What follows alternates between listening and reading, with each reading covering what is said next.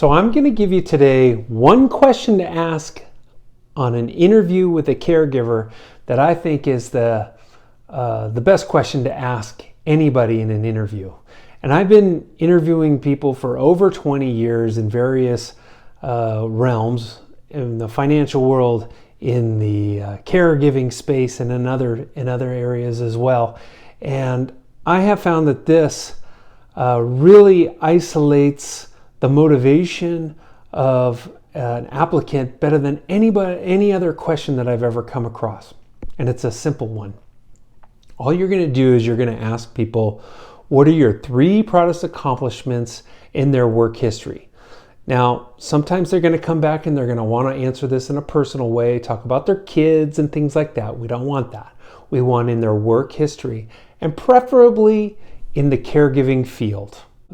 What type of answers are you looking for, and what type of answers are you not looking for that might flag you to say this might not be the best fit in the world? So let's talk about what you're looking for first.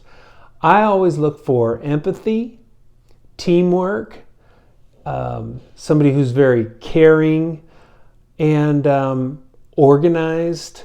Those are the types of things that we want to pull out. Really service-oriented people turn out to be the best caregivers. The type of answers I'm looking for is, well, I worked with this 93-year-old woman.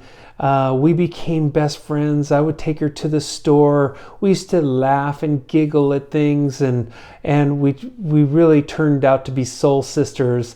I was there, for her for the remainder of her life, and really became part of her family, and it was a beautiful thing.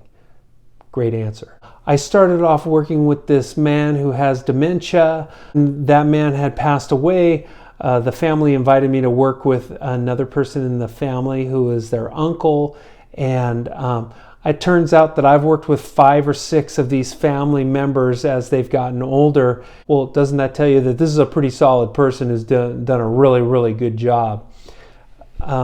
Things that I try to listen for, or flags that go off, are things like, well, I was always the best one in my department, or I was the person they always looked for when we had a difficult person. Now, you'd think that might be a good thing, but usually that's them putting themselves up on this pedestal and kind of pushing other people down. The magic really lies in the third answer to the question, not the first 2.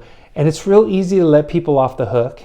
And believe me, I've had some awkward silences when I've asked this question, and I've asked over 1,000 people this question. The truth of it is, that final question is exactly who they are. And that accomplishment is the real accomplishment. It's not the BS ones that they're kind of serving up to you. The final one is really coming from their heart. And so you want to weigh that one a little heavier. All right, I hope this helps. Go get them, see if you can find a real good one, and we'll talk soon.